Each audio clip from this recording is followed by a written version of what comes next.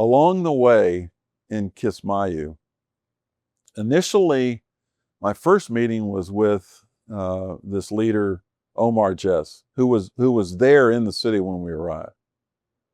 And I had to sit down with him with his clan elder present, and through a translator, I had to basically say, okay, turn in all your weapons. Tell me where your weapons are. We're going to cantone your weapons.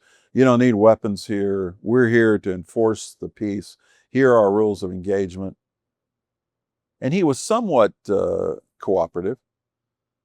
Until about a week later, we got a call, and the Belgian commando leader said, hey, we just got some intelligence from a local citizen that right before we arrived, Jess and his gunmen had gone to doors of the opposing clan and had captured about a dozen men and summarily executed them and buried them out by the airfield. And we've got good coordinates. So we did an investigation.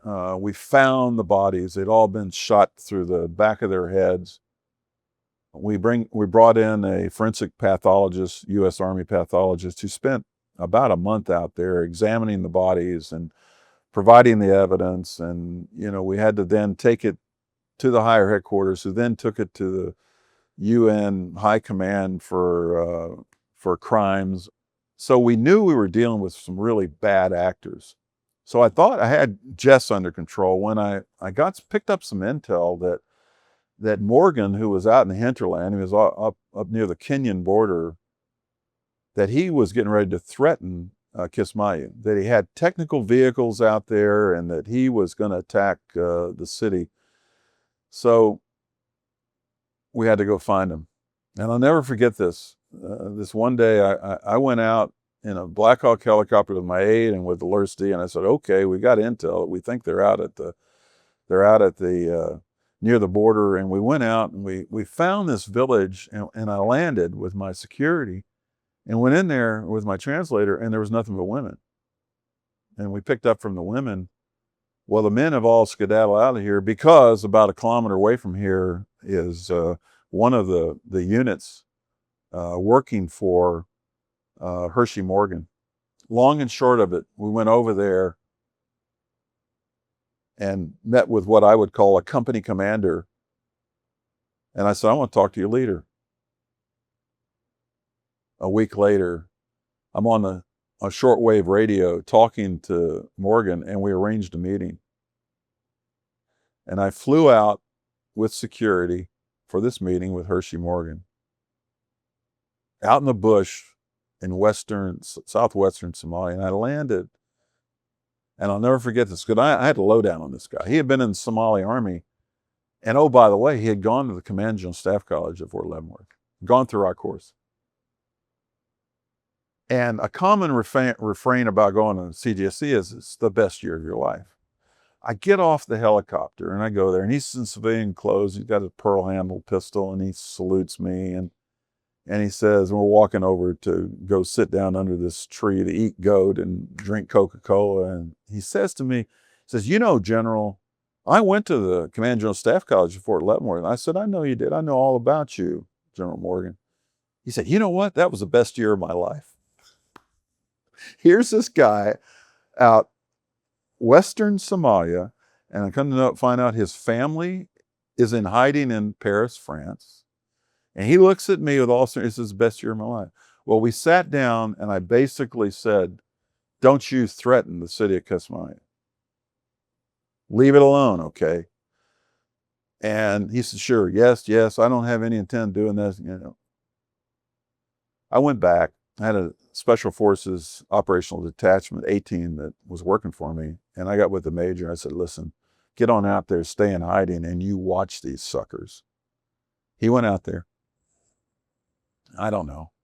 A few days later, he called and said, they're on the move. And they're heading towards Kismayu. So I had his radio frequency, and I'll never forget, I was in my talk, and I called him and said, General Morgan, we know you're heading towards Kismayu.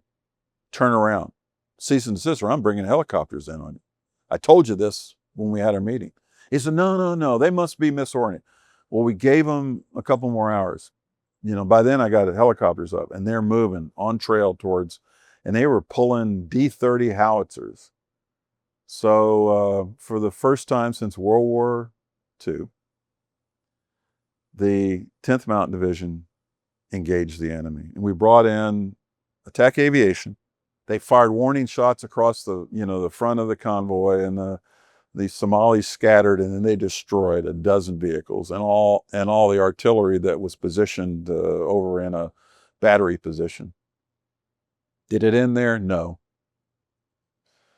I don't know what date it was in March of 75, or excuse me, in March of 93.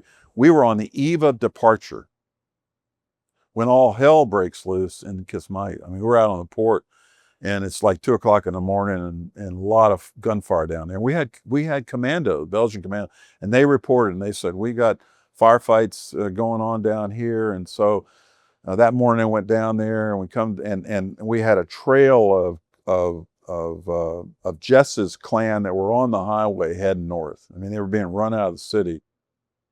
Morgan's people had infiltrated, and they had weapons that were hidden in the city. So for the next few weeks, I had to bring an infantry battalion in, and we had light infantry in the streets, having firefights with these Somalis. We suffered no casualties. CIBs were awarded. We brought peace to Kismayo, and so my return to Fort Drum was delayed. We left there and we turned it over to peacekeepers, but we did leave a quick reaction force. And then, you know what happened in April. There were Pakistanis, a dozen Pakistanis were killed. By then, we had a change in National Command Authority, had a new president, we had a new special envoy that was in charge there in Somalia. And then on, 2nd of October in Mogadishu was when Black Hawk Down occurred, and Durant, and then we were out of there. I think we were out of there by early November.